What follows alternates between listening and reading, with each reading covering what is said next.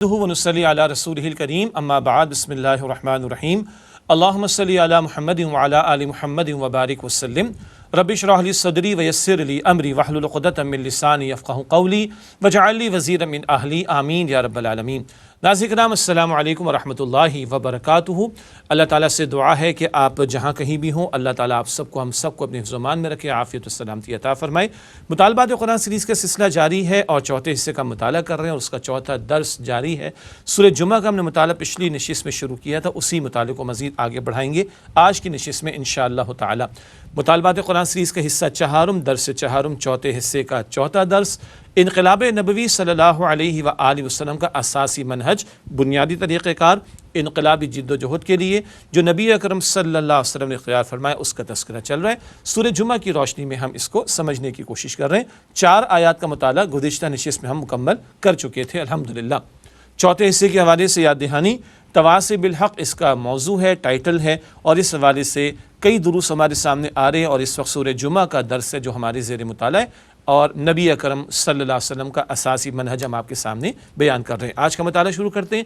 اعوذ باللہ من الشیطان الرجیم، بسم اللہ الرحمن الرحیم۔ مثل الذین حملوا التوراة ثم لم يحملوها كمثل الحمار يحمل اسفارا بئس مثل القوم الذین کذبوا بآیات اللہ واللہ لا يهدی القوم الظالمین۔ یہ سورہ جمعہ کی آیت نمبر 5 ہے جس کی تلاوت کی گئی۔ آئیے آیات پر غور و فکر کرتے ہیں۔ آیات 5 تا 8 کا ہم مطالعہ کر رہے ہیں۔ تورات سے متعلق ذمہ داریوں سے یہود کا اعراض اور اس کی وجہ۔ پہلی 4 آیات میں نبی اکرم صلی اللہ علیہ وسلم کا بنیادی طریقہ کار اس پر کلام ہوا، قرآن حکیم کا پڑھنا پڑھانا، اس کی اہمیت کا تذکرہ ہوا، آیات کی تلاوت، قرآن پاک کے ذریعے تزکیہ، قرآن پاک کے احکام کی تعلیم، قرآن پاک کی حکمت کا بیان۔ وہ بنیادی میتھڈالوجی کیا ہے، بنیادی طریقہ کار ہے قرآن کریم، قرآن حکیم، قرآن کریم۔ اس سے اللہ کے نبی علیہ السلام نے انقلابی جماعت تیار کی۔ اب ہماری رہنمائی کے لیے اور عبرت کے لیے بنی اسرائیل کا تذکرہ آ رہا ہے، ان میں سے یہود کا ذکر آ رہا ہے۔ ان کو کتاب عطا ہوئی تورات، انہوں نے کیا کیا تورات کے ساتھ، اس کا تذکرہ اور اس کی وجہ کیا بنی، کتاب پس پشت کیوں ڈال دی۔ آج کتاب ہم نے بھی اکثر لوگوں نے قرآن پاک کو بند کر رکھا ہے نا، اللہ ہمیں معاف رکھے۔ رمضان شریف تلاوت کر لی، حج عمرے کے موقع پہ تلاوت کر لی، بچوں کو ہم نے تلاوت کی تکمیل کرا دی، مٹھائی تقسیم ہو گئی، بس اس کے بعد ختم۔ اکثر کا معاملہ تو یہ 98% لوگوں کا حال تو یہ کم و بیش جی۔ تو ہمیں بتایا جا رہا ہے کہ دیکھو تورات دی گئی تھی ان کو، بنی اسرائیل کو، انہوں نے کیا حرکت کی اور اللہ کیا مثال ان کے لیے دے رہا ہے۔ عجیب بات، گدھے کی مثال اللہ تعالیٰ ان کے لیے دے رہا ہے، استغفر اللہ۔ اور اس کی وجہ کیا بنی کہ تورات کو پس پش ڈال دیا۔ یہ ہمیں کیوں سمجھایا جا رہا ہے؟ آج قرآن پاک ہمارے پاس، آج کتاب کی ذمہ داری ہمارے کاندھوں پر ہے، تو ہم ان سے عبرت حاصل کریں اور اپنی اصلاح کرنے کی کوشش کریں۔ یہ موضوع آ رہا ہے سورہ جمعہ کی آیات 5 تا 8 کی روشنی میں، تورات سے متعلق ذمہ داریوں سے یہود کا اعراض اور اس کی وجہ۔ آئیے بات کو آگے بڑھاتے ہیں۔ سورہ جمعہ کی آیت نمبر 5 کا ترجمہ آپ کے سامنے رکھتے ہیں۔ مثل الذین حملوا التوراة، مثال ان لوگوں کی جن پر تورات کی ذمہ داری ڈالی گئی، ثم لم يحملوها، پھر انہوں نے اس ذمہ داری کو نہیں نبھایا، کمثل الحمار يحمل اسفارا، گدھے کی مثال کی سی ہے جس نے کتابوں کا بوجھ اٹھایا ہو۔ بئس مثل القوم الذین کذبوا بآیات اللہ، بری ہے مثال اس قوم کی جس نے اللہ کی آیات کو جھٹلایا۔ واللہ لا یہدی القوم الظالمین، اور اللہ ظالم لوگوں کو ہدایت نہیں دیا کرتا۔ یہ سورہ جمعہ کی آیت نمبر 5 کا ترجمہ ہے۔ آئیے اس کی تشریح کی طرف چلتے ہیں۔ ترجمے سے آپ کو اندازہ ہوا، گدھے کی مثال اللہ تعالیٰ دے رہا ہے یہود کے لیے جنہوں نے تورات کو پس پشت ڈال دیا۔ اللہ اکبر۔ تشریح کی طرف چلتے ہیں۔ اس حوالے سے پہلا نقطہ اسکرین پر آپ ملاحظہ فرما سکتے ہیں۔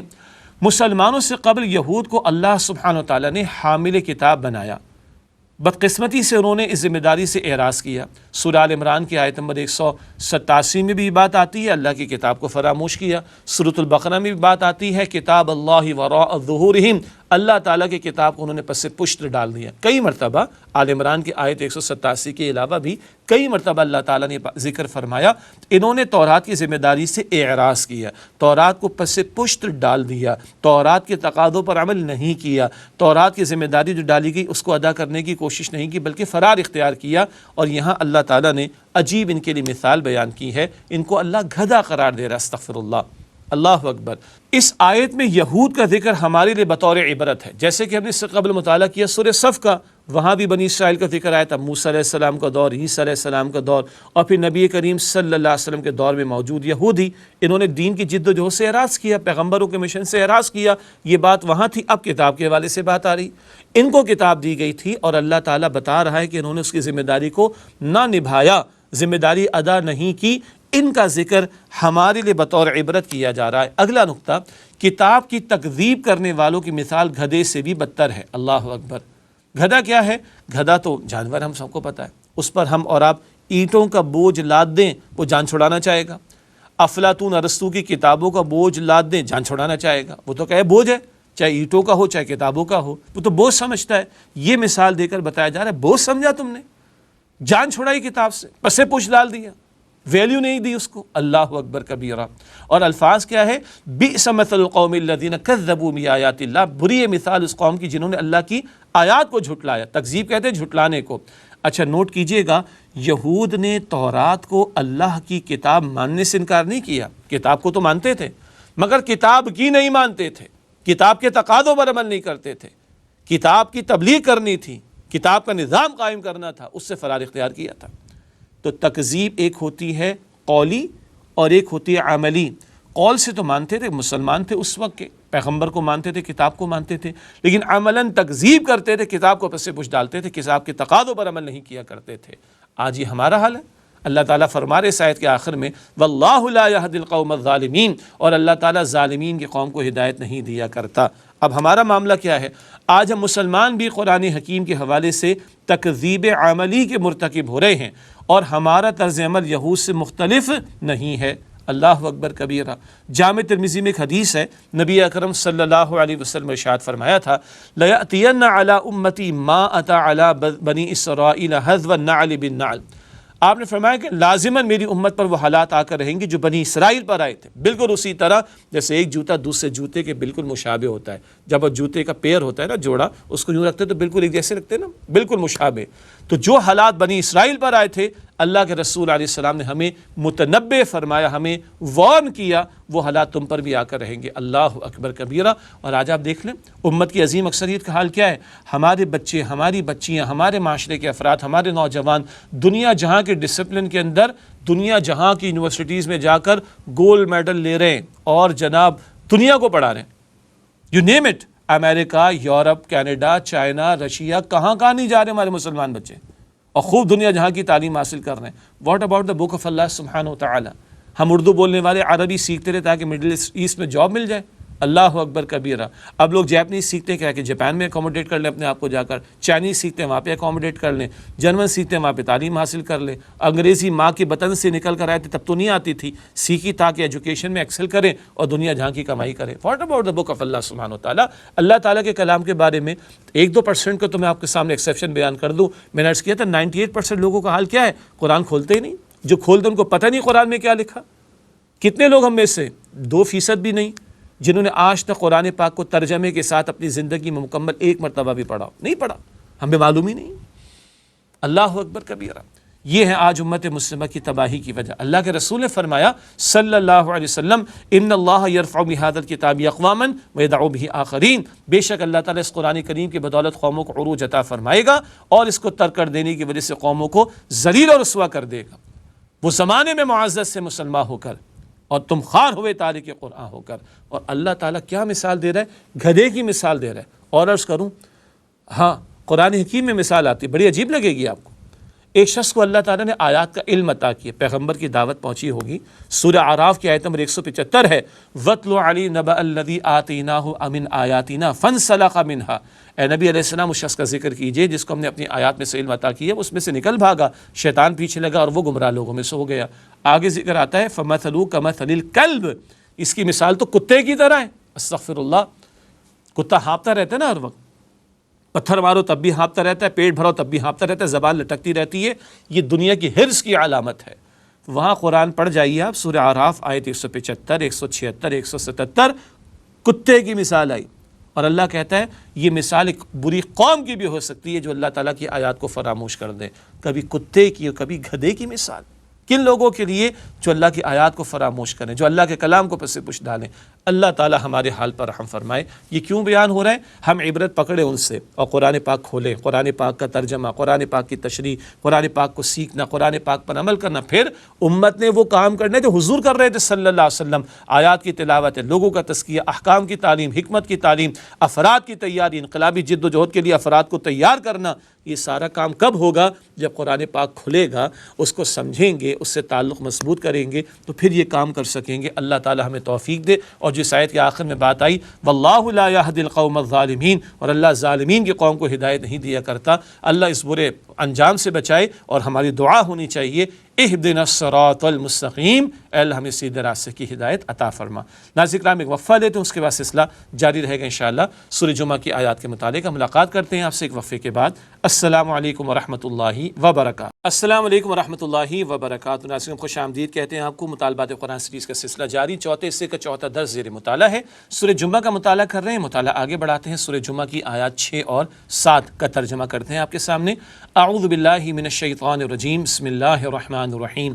قل یا ایھا الذین ھادوا، اے نبی صلی اللہ علیہ وآلہ وسلم کہہ دیجئے اے وہ لوگوں جو یہودی ہوئے، ان زعمتم، اگر تم دعویٰ کرتے ہو، انکم اولیاء للہ من دون الناس، کہ تم اللہ کے دوست ہو دیگر لوگوں کے سوا، فتمنوا الموت، تو آرزو کرو موت کی، ان کنتم صادقین، اگر تم اپنے دعوے میں سچے ہو، ولا یتمنونہ ابدا بما قدمت ایدیہم، اور وہ ہرگز آرزو نہ کریں گے موت کی بسبب ان اعمال کے جو انہوں نے آگے بھیج رکھے ہیں، واللہ علیم بالظالمین، اور اللہ ظالموں سے خوب واقف ہے۔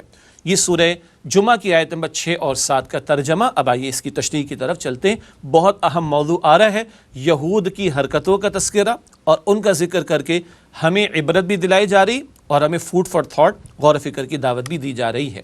آئیے آیت نمبر 6 کا پہلے مطالعہ آپ کے سامنے رکھتے ہیں تشریح کے اعتبار سے۔ پہلا نقطہ، کتاب الہی کے حوالے سے ذمہ داریوں سے پہلو تہی کی وجہ وہ باطل خیال اور زعم ہے جو کسی نبی کی امت میں پیدا ہو جاتا ہے۔ بڑا بھاری جملہ آپ کو محسوس ہو رہا ہوگا، دوبارہ سنیے گا۔ کتاب الہی کے حوالے سے ذمہ داریوں سے پہلو تہی کا مطلب فرار اختیار کرنا، فراموش کرنا۔ اس کی وجہ وہ باطل خیال اور زعم یعنی گھمنڈ ہے کہ جو کسی نبی کی امت میں پیدا ہو جاتا ہے۔ قرآن پاک پڑھ جائیے، سورۃ المائدہ میں آیت نمبر 18 میں یہود و نصارہ دونوں کا ذکر آتا ہے۔ کہتے ہیں نحن ابناء اللہ و احباؤ، ہم اللہ کے بیٹوں کی طرح ہیں، ہم تو اللہ کے چہیتے ہیں، ہمیں تھوڑی کوئی جہنم کی آگ چھوئے گی، ہم تو اللہ کے چہیتے ہیں۔ استغفر اللہ۔ اللہ تعالیٰ کہتا ہے قل فلم یعذبکم بذنوبکم، اے نبی صلی اللہ علیہ وسلم فرما دیجئے پھر اللہ تمہیں عذاب کیوں دیتا ہے تمہارے گناہوں پر؟ اللہ اکبر، تم اللہ کے چہیتے ہو، تمہاری پٹائیاں کیوں ہوتی؟ تاریخ بھری ہوئی ان کی۔ تو سورہ مائدہ میں یہ ذکر آتا ہے، البقرہ میں مختلف مقامات پر ذکر آتا ہے، لن تمسنا النار الا ایاما معدودات، ارے جہنم کی آگ نہیں چھوئے گی ہمیں چند دن۔ ہمارے کچھ لوگوں نے بچڑے کی پوجا پاٹ کی تھی، اتنے دن جہنم میں جلیں گے، باقی جنت تو ہماری پکی کی پکی ہے۔ یہودی کہتے ہیں ہم جنتی، نصارہ کہتے ہیں ہم جنتی۔ آج کون کہتا ہے؟ ہم کہتے ہیں جنتی۔ اللہ ہم سب کو جنت الفردوس عطا فرمائے۔ مگر وہ بھی دعوے دار تھے، اور حرکتیں کیا تھیں وہ یہاں بیان ہو رہی۔ تو یہ ہے کتاب الہی کو فراموش کرنے کی وجہ کیا ہے؟ یہ گھمنڈ، یہ باطل خیال کہ ہم تو چہیتے ہیں جناب، ہم تو بخشے بخشائے ہیں۔ یہ یہود کا ذکر بالخصوص اور نصارہ کا بھی قرآن کریم مختلف مقامات پر کرتا ہے۔ اللہ تعالیٰ کی قربت کے حوالے سے ایک معیار، اگر واقعی وہ اللہ کا محبوب ہے تو دنیا میں کم سے کم جی لگائے۔ یہ مسلم شریف کی روایت ہے۔ پہلی بات کیا آ رہی ہے؟ اللہ تعالیٰ اس آیت کریمہ میں فرما رہے اچھا تمہارا خیال یہ ہے کہ تم اللہ کے چہیتے ہو باقی لوگوں کے مقابلے میں، تم اللہ کی گڈ بکس میں ہو باقی لوگوں کے مقابلے میں، تم ہو، تو فتمنوا الموت ان کنتم صادقین، تو موت کی تمنا کرو اگر تم سچے ہو۔ معیار کیا ہے؟ اگر اللہ سے محبت ہے تو دنیا کیسی محسوس ہوگی بندے کو؟ مسلم شریف کی روایت میں ذکر آتا ہے الدنیا سجن المؤمن و جنت الکافر، دنیا مومن کے لیے قید خانہ ہے اور کافر کے لیے جنت ہے۔ قید خانے میں تو آدمی کا دل اداس ہوتا ہے نا، بلکہ غمزدہ سے بڑھ کر مشکل میں ہوتا ہے۔ تو بندہ مومن دنیا میں اداسی کس معاملے میں ہے؟ اللہ سے ملاقات میں رکاوٹ تو موت ہے نا، موت آئے گی تو اللہ سے ملاقات ہوگی۔ اللہ اکبر کبیرہ۔ جی احادیث مبارکہ میں بندہ مومن کی روح کا اس کی انتقال کے بعد اللہ کے سامنے پیش کیے جانے کا ذکر ابو داؤد شریف کی روایت میں بھی ہمیں ملتا ہے۔ تو مومن کا معاملہ کیا ہے؟ جگہ دل لگانے کی یہ دنیا نہیں ہے، یہ عبرت کی جا ہے، تماشا نہیں ہے۔ اگر اللہ سے محبت ہوگی تو دنیا کے اندر تو بندہ اپنے آپ کو قید خانے کے اندر محسوس کرے گا اور یہاں سے نکلنا چاہے گا۔ موت کی دعا نہیں کرنی مگر تیار رہنا ہے موت کے لیے۔ کیوں؟ اللہ سے ملاقات میں موت ہی تو رکاوٹ ہے۔ آج ہمارا مسئلہ کیا ہے؟ آج امت مسلمہ بھی حب دنیا کے مرض میں مبتلا اور موت سے انتہائی خائف ہے۔ وجہ کیا ہے؟ ہماری بد اعمالیاں۔ آج جو ہم دنیا میں مغلوب ہیں، آج جو ہم دنیا میں پس رہے ہیں، آج جو ہم دنیا میں پٹ رہے ہیں۔ ابو داؤد شریف کی روایت ہے، نبی اکرم صلی اللہ علیہ وآلہ وسلم نے ارشاد فرمایا ہے، ان قریب ایسا وقت آئے گا لوگ تم پر حملہ کرنے کے لیے ایک دوسرے کو دعوت دیں گے۔ لوگ اے مسلمانوں تم پر ایک دوسرے کو حملہ کرنے کے لیے ایسے دعوت دیں گے جیسے دسترخوان سجا دیے جانے کے بعد آواز لگتی ہے میزبان کی طرف سے، آئیے اور کھانا کھا لیجئے، اور لوگ ماشاءاللہ ٹوٹ پڑتے ہیں اس کے اوپر۔ ایسے لوگ ٹوٹ پڑیں گے تمہارے اوپر۔ صحابہ کرام نے عرض کی رضی اللہ تعالی عنہم اجمعین، اے اللہ کے رسول علیہ السلام کیا ہم تعداد میں کم ہوں گے؟ حضور نے فرمایا کہ نہ صلی اللہ علیہ وسلم، بل انتم کثیر، تمہاری تعداد تو بہت ہوگی۔ تو اللہ کے رسول علیہ السلام کثرت تعداد کے باوجود ایسا ہوگا، لوگ ہم پر حملہ کریں گے، تو آخر ایسا کیوں ہوگا؟ آپ نے فرمایا کہ تم میں وہن پیدا ہو جائے گا۔ وہن کیا ہوتا ہے؟ اللہ کے پیغمبر صلی اللہ علیہ وسلم فرمایا حب الدنیا و کراہیت الموت۔ یہ نوٹ کیجئے گا، حب الدنیا و کراہیت الموت، دنیا کی محبت اور موت سے نفرت۔ جب یہ تم میں آ جائے، محبت دنیا کی بڑھ جائے، موت سے نفرت تمہیں ہونے لگے، تو پھر کیا ہوگا؟ انتظار کرنا، ساری قومیں تم پر ایک دوسرے کو حملہ کرنے کی دعوت دیں گی۔ قربان جائیے صداقت محمدی صلی اللہ علیہ وآلہ وسلم پر کس قدر حضور کا پیارا تزیہ اور بالکل واضح تزیہ اور 100% سے زیادہ درست تزیہ ہے۔ اور آج امت مسلمہ اپنے حالات کو دیکھ لے، پچھلی 1 صدی سے جو کچھ ہم پر بیتا ہے اور اب بھی بیت رہا ہے، کچھ کہنے کی ضرورت ہے۔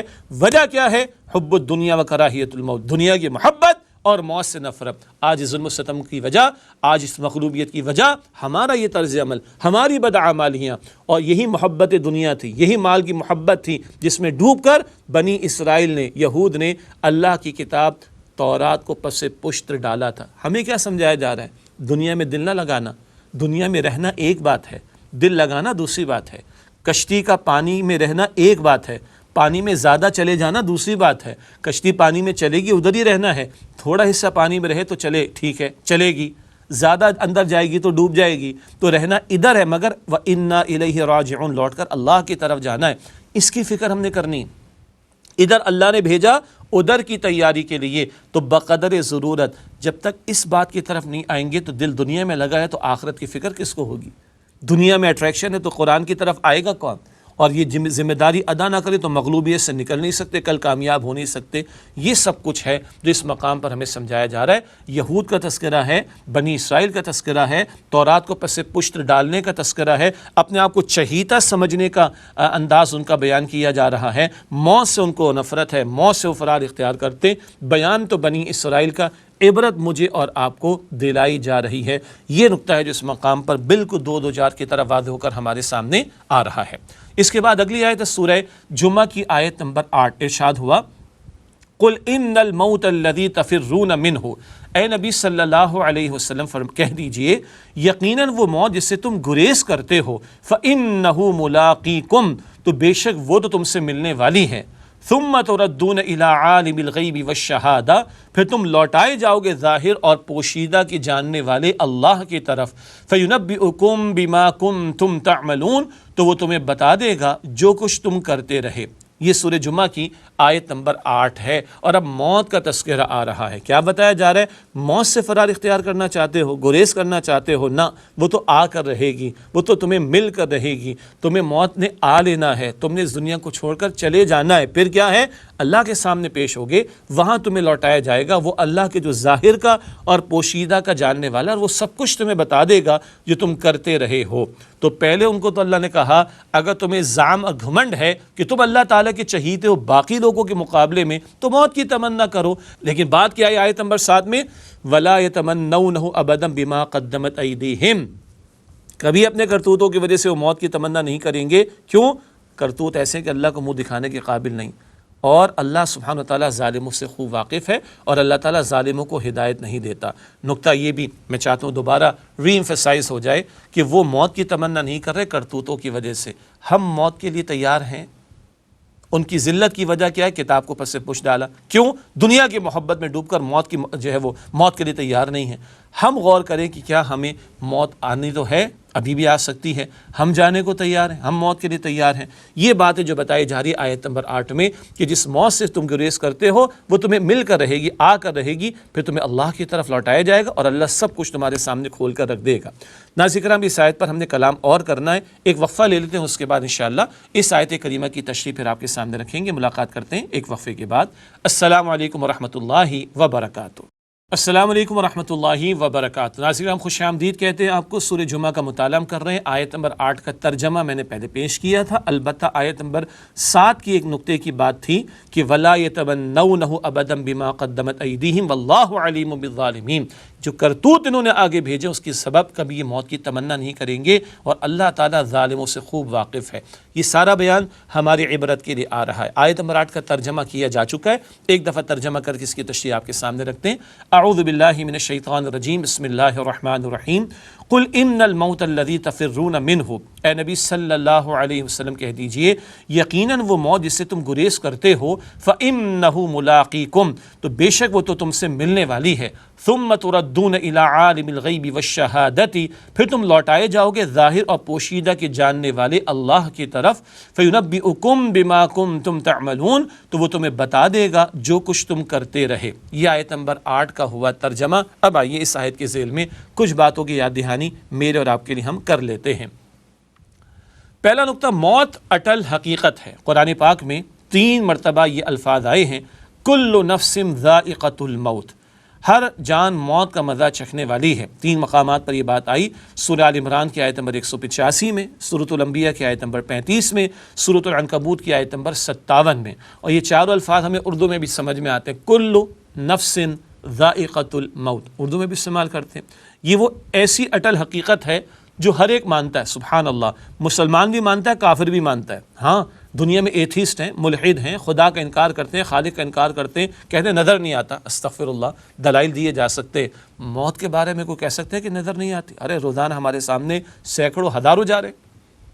اٹل حقیقت، اور جتنی اٹل ہے اتنا ہم بھول گئے. ہمیں جانے والوں کے بارے میں بڑی فکر مندی ہوتی ہے. قبرستان کے موقع کو دیکھ لیں، تدفین کے موقع کو دیکھ لیں، جنازے کے موقع کو دیکھ لیں، میت کے گھر والوں کے لیے انتظامات کرنا، کھانا پینا ان کا بالکل صحیح بات ہے، شریعت کے تعلیم مطابق یہ سب کچھ کرنا ہے. ہر جانے والا بیل دے کے جا رہے، تم بھی میرے پیچھے پیچھے آؤ گے. ہم پڑھتے ہیں نا کسی کے انتقال کی خبر کو سن کر انا للہ و انا الیہ راجعون، اس کا ترجمہ کیا ہے؟ مرحوم کے لیے کچھ نہیں اس میں. انا للہ، بے شک ہم بھی اللہ کے، و انا الیہ راجعون، اور ہمیں بھی لوٹ کر اللہ سبحانہ وتعالیٰ کی طرف جانا ہے. اللہ اکبر کبیرہ.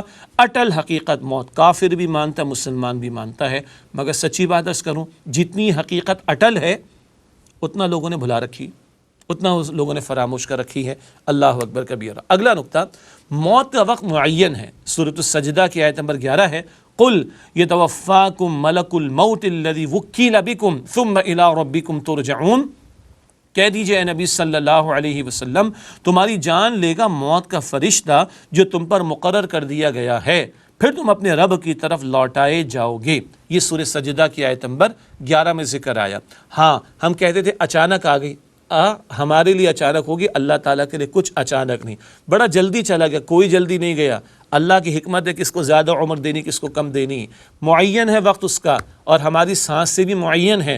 بچہ ماں کے بطن میں 4 مہینے کا ہوتا ہے. حدیث کی تمام کتابوں میں یہ روایت موجود ہے، بخاری شریف میں بھی، مسلم شریف میں بھی. بچہ ماں کے بطن میں 4 مہینے کا ہوتا ہے. اللہ تعالیٰ فرشتے کو بھیجتا ہے، وہ اس میں روح پھونک دیتا ہے، اور چند باتیں طے کر دی جاتی، یہ بھی کہ اس کا موت کا وقت کیا ہے، یعنی اس کی سانسیں کتنی ہیں، اس کی زندگی کتنی ہے، اس کی عمر کتنی، سب طے ہے اللہ سبحانہ و تعالیٰ کے ہاں. تو موت کا وقت بھی معین ہے، اور وہ وقت معین پر ہی موت آئے گی. اللہ اکبر. اللہ تعالیٰ مجھے اور آپ کو یقین عطا کرے. ہاں، اللہ کے ہاں معین ہے، مجھے معلوم نہیں، تو مجھے تو آج اور ابھی اپنی موت کی فکر کرنی. اب یہ ہم کہتے ہیں نا $1,000,000 کوشچن ہے، میں عرض کرتا ہوں $1,000,000,000 کوشچن ہے. میں اور آپ مرنے کے لیے تیار ہیں؟ اور سچی بات عرض کروں، آپ 100 لوگوں سے پوچھیے گا، شاید کوئی ایک مشکل سے کہے گا کہ ہاں میں مرنے کے لیے تیار ہوں۔ ہمارے معاملات ٹھیک ہے اللہ کے ساتھ، حقوق اللہ کے حوالے سے ہمارے معاملات سیٹل ہیں، حقوق العباد کے حوالے سے معاملات سیٹل ہیں، قرآن کریم کے تعلق سے معاملات سیٹل ہیں، ہم امتی محمد مصطفیٰ صلی اللہ علیہ وآلہ وسلم کے ان کی نمائندگی کرنے کے تقاضوں کے حوالے سے معاملات سیٹل ہیں، اللہ ہمارا معبود حقیقی ہے، اس کی بندگی کے تقاضوں کے اعتبار سے معاملات سیٹل ہیں، کل اللہ کے سامنے کھڑا ہونا ہے، قبر کے بھی سوالات ہیں، حشر کے میدان کے بھی سوالات ہیں، کل کی پیشی بھی ہے، سیٹل ہیں، تیار ہیں۔ اب میں دوبارہ عرض کرتا ہوں، یہ $1 بلین کوسچن ہے، ہم پوچھیں نا اگر 100 لوگوں سے تو شاید 99 خاموش ہو جائیں گے، اور شاید اپنے آپ سے بھی پوچھیں تو شاید نگاہیں جھک جائیں گی۔ کیا میں اور آپ مرنے کو تیار ہیں؟ رائٹ ناؤ، جو آپ کی گھڑی میں اس وقت آپ کے سامنے ہے، ٹائم ہو رہا ہے، آپ میں مرنے کو تیار ہیں، اور اگر تیار نہیں ہیں تو اپنے ایمان کا ہم جائزہ لے لیں، ہمارا ایمان ہے کیا؟ اللہ اکبر۔ تو موت کا وقت معین ہے۔ اگلا نقطہ، موت کی جگہ طے شدہ ہے۔ قرآن پاک میں ذکر آتا ہے سورۃ النساء آیت نمبر 78 میں، اینما تکون یدرککم الموت ولو کنتم فی بروج مشیدہ، تم جہاں کہیں ہو موت تمہیں آ پکڑے گی، خواہ تم مضبوط قلعوں میں ہو۔ خیال ہے لوگوں کا، بہت بڑا ایک گلوکار تھا، نام لینے کی ضرورت بھی نہیں ہے، اس نے کہا جی میں 150 برس جی کر دکھاؤں گا، اور 150 برس جینے کے پلان میں اس نے 24 گھنٹے کی 3 شفٹوں میں 8 ڈاکٹرز رکھے، میرے جسم کو اس وقت کتنی کیلریز کی ضرورت ہے اس کے مطابق بیسٹ ہائیجین کنڈیشنز کے اندر جو ہے وہ میرا کھانا تیار ہوگا، اور میرا ٹیمپریچر ہر وقت چیک ہوگا، ایسا ہوگا ویسا ہوگا، سامان 100 برس کا پل کی خبر نہیں۔ 49 سال میں اللہ تعالیٰ نے موت دے دی اس کو، کوئی بھروسہ نہیں بھائی۔ لیکن اللہ کہتے جہاں کہیں ہو موت تمہیں آ پکڑے گی، خواہ تم مضبوط قلعوں میں ہو۔ اسی لیے کہتے خود موت ہماری سب سے بڑی محافظ ہے، موت کے وقت سے پہلے موت نہیں آئے گی۔ ظاہر کے اسباب اختیار کچھ کیے جاتے ہیں، ان کی ہم نفی نہیں کر رہے، ان کی نفی نہیں، کوئی حرج نہیں، بیمار ہوں گے تو علاج کرانا ہے، سردی سے بچنے کے اہتمام کرنا ہے، گرمی سے بچنے کے لیے اہتمام کرنا ہے، بھوک لگے تو کھانے کا اہتمام کرنا ہے، اسی طرح کے سیکیورٹی ریزنز آ جائیں تو اہتمام کرنا ہے، ان سب کی نفی نہیں ہے، لیکن طے شدہ بات ہے، ہوگے تم جہاں کہیں بھی، موت تمہیں آ پکڑے گی، چاہے تو مضبوط قلعوں میں کیوں نہ ہو۔ اللہ تعالی ہمیں اس کا یقین عطا فرما دے۔ ایک اور اہم بات، موت کے وقت کو ٹالا نہیں جا سکتا۔ قرآن پاک میں ذکر ہمیں ملتا ہے سورہ منافقون کے آخر میں، سورہ منافقون میں انشاءاللہ بعد میں ہم پڑھیں گے، سورہ منافقون کی آیت نمبر 11 میں ذکر آتا ہے وَلَن يُؤَخِّرَ اللَّهُ نَفْسًا إِذَا جَاءَ أَجَلُهَا وَاللَّهُ خَبِيرٌ بِمَا تَعْمَلُونَ، اور اللہ ہرگز مہلت نہیں دیتا اس کو جس کی موت آ جاتی ہے، اور جو کچھ تم کرتے ہو اللہ اس سے باخبر ہے۔ وقت معین آ جائے نا تو وہ ٹالا نہیں جائے گا۔ ہاں، اور یاد رہے اللہ نے ایک ہی اٹیمپٹ دی ہے، دنیا کے ایگزامس ہم نے بھی دیے، آپ بھی دیتے ہوں گے، آپ بہت سارے ہم میں سے دے چکے ہیں، ایک اٹیمپٹ نہیں تو دوسری، سیکنڈ نہیں، تھرڈ نہیں، فورتھ اٹیمپٹ میں، بعض اوقات کہتے ہیں سپلیمنٹری ایگزامینیشن ہوں گے اس میں اٹیمپٹ دے دیں گے، نہ، ناؤ اینڈ نیور والی بات، جسٹ ڈو اٹ والی بات ہے۔ یہ زندگی اللہ نے ایک مرتبہ دی ہے، اس کو برباد نہیں کرنا ہے، فضولیات میں تباہ نہیں کرنا ہے۔ ہاں، عن اللغو معرضون، ایمان والوں کی صفت کیا ہے؟ لغو اور بیکار باتوں سے وہ اعراض کرتے ہیں، بچنے کی کوشش کرتے ہیں۔ تو موت کی جگہ بھی طے ہے، اور جب اٹل وقت آ گیا، موت کا وقت آ گیا تو اللہ تعالیٰ اس کو مؤخر نہیں فرماتا، مہلت نہیں دیتا۔ واللہ خبیر بما تعملون، اور جو کچھ تم کرتے ہو اللہ اس سے باخبر ہے۔ باقی قرآن پاک کا ہر صفحہ کم و بیش کسی نہ کسی انداز سے موت، آخرت، قیامت کا تذکرہ ہمارے سامنے رکھتا ہے۔ یہ سارا بیان کس تناظر میں آیا؟ یہود تھے، دنیا کی بڑی محبت تھی، اور دنیا کی محبت کی وجہ سے اس میں ڈوب کر انہوں نے اللہ کی کتاب کو پس سے پشت ڈال دیا۔ آج ہمارا حال بھی کیا ہے؟ اور یہود اپنے آپ کو اللہ کے چہیتے سمجھتے تھے، ہم تو بخشے بخشائے مرتوں کو مسئلہ ہی نہیں۔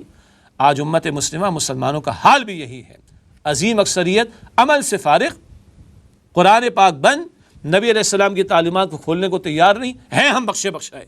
یہ زعم اور گھمنڈ آج ہماری ایک عظیم اکثریت کو ہے۔ اللہ کہتا ہے بھائی مرنے کو تیار ہو، جا کے سوال کریں مرنے کو تیار ہو، ارے جی اچھی بات زبان سے نکالو، کیوں بھائی کڑوی لگی بات؟ اس سے اچھی اور کیا بات ہوگی کہ میرے اور آپ کی حقیقت آپ کے میرے سامنے رہے کہ موت آنی ہے اور ابھی بھی آ سکتی ہے۔ آج ہمارا معاملہ بھی یہ ہے، قرآن پاک بند، ذلت اور رسوائی کی وجہ قرآن پاک کو فراموش کر دینا، اور امت والا کام کرنے کے لیے قرآن تو بنیادی ذریعہ ہے۔ افراد کیسے تیار ہوں گے؟ انقلابی جد و جہد کے لیے افراد کیسے میسر آئیں؟ وہ قرآن پاک کے ذریعے میسر آئیں گے۔ تو اس قرآن کو کھولیں گے نہیں تو کہاں سے کامیابی ملے گی؟ کہاں سے دنیا میں اللہ کی رحمتوں کا نزول ہوگا؟ کہاں سے کل قرآن پاک کی شفاعت اور نبی اکرم صلی اللہ علیہ وسلم کی شفاعت ملے گی؟ یہ ہمیں توجہ دلائی جا رہی ہے، عبرت دلائی جا رہی ہے بنی اسرائیل کے یہود سے جنہوں نے تورات کو پس پش ڈالا۔ اللہ نے گدھے کی مثال ان کے لیے بیان کی۔ ایک شخص نے اللہ کے کلام کو، اس کی آیات کو فراموش کیا تو اللہ نے کتے کی مثال بیان کی۔ سخت لگا نا؟ ہاں، اللہ تعالیٰ کبھی قرآن کریم میں انداز اختیار کرتا ہے لوگوں کو جھرجھری آئے، we don't take something serious, تو اللہ تعالیٰ انداز یہ اختیار کرتا ہے کہ بندہ ہل جائے اپنی جگہ سے۔ کتے کی مثال، گدھے کی مثال، ہاں ان کے لیے جو اللہ تعالیٰ کی آیات کو فراموش کریں، اور آج امت اس کا نمونہ اکثر و بیشتر پیش کر رہی ہے۔ اور وجہ کیا ہے؟ دنیا کی محبت میں ڈوبے، موت کو بھول گئے اور اپنے آپ کو چہیتے سمجھ کے فرار اختیار کر لیا۔ چہیتے ہو تو ذرا موت کی تمنا کرو، موت کے لیے تیار نہیں، تو اس کا مطلب ہے جھوٹے دعوے ہیں نا۔ اللہ تعالیٰ ہمیں معاف رکھے، اللہ تعالیٰ ہمارے حال پر رحم فرمائے۔ اس سارے بیان کا مقصد کوئی طنز کرنا نہیں ہے، درد دل کے ساتھ ہماری ذمہ داریوں کو ادا کرنے کی توجہ دلانا مقصود ہے، اور جس کا حاصل یہ ہے کہ موت کی تیاری بھی کریں، موت کو یاد رکھیں، دنیا کو ضرورت سمجھیں، آخرت کو مقصود اور مطلوب بنائیں، قرآن پاک سے تعلق کو مضبوط کریں، قرآن پاک کے حقوق کو ادا کرنے کی کوشش کریں۔ تھامیں گے تو امت والے کام میں آگے بڑھیں گے، اور اس قرآن پاک کے ذریعے سے وہ افراد میسر آئیں گے جن کے ہاتھوں کل اللہ کے دین کے غلبے کی جد و جہد کا معاملہ آگے بڑھے گا۔ اسی کی ہم نے کوشش کرنی ہے۔ اللہ تعالیٰ سے ہم دعا کرتے ہیں، اللہ تعالیٰ میری، آپ کی، ہم سب کے تمام مسلمانوں کی مغفرت فرمائے، اور اللہ تعالیٰ مجھے اور آپ کو موت کا یقین اور خاتمہ بالخیر عطا فرمائے، اور کل کی تیاری کی توفیق دے، اس سے پہلے کہ مہلت ختم ہو جائے، اور اللہ پاک ہمیں قرآن کریم سے تعلق کی مضبوطی اور اس کے حقوق کو ادا کرنے اور امت والی ذمہ داریوں کو ادا کرنے کی توفیق عطا فرمائے۔ ناظرین کرام، الحمدللہ سورہ جمعہ کی 8 آیات کا مطالعہ مکمل ہوا۔ اگلی 3 آیات میں نے چاہا کہ اگلی نشست میں ہم باقاعدہ ان کا مطالعہ کریں۔ کیوں؟ اگلی 3 آیات میں جمعے کا ذکر آئے گا، تو جمعے کی حکمت تو آ گئی، قرآن کریم کا پڑھنا پڑھانا، جمعے کے احکامات، جمعے کے آداب، اس سارے بیان کو اگلے نشست میں انشاءاللہ تعالی اگلی 3 آیات کی روشنی میں ہم سمجھیں گے۔ تب تک کے لیے اجازت، وآخر دعوانا ان الحمدللہ رب العالمین، والسلام علیکم ورحمۃ اللہ وبرکاتہ۔ أفلا يتدبرون القرآن أم على قلوب أقفالها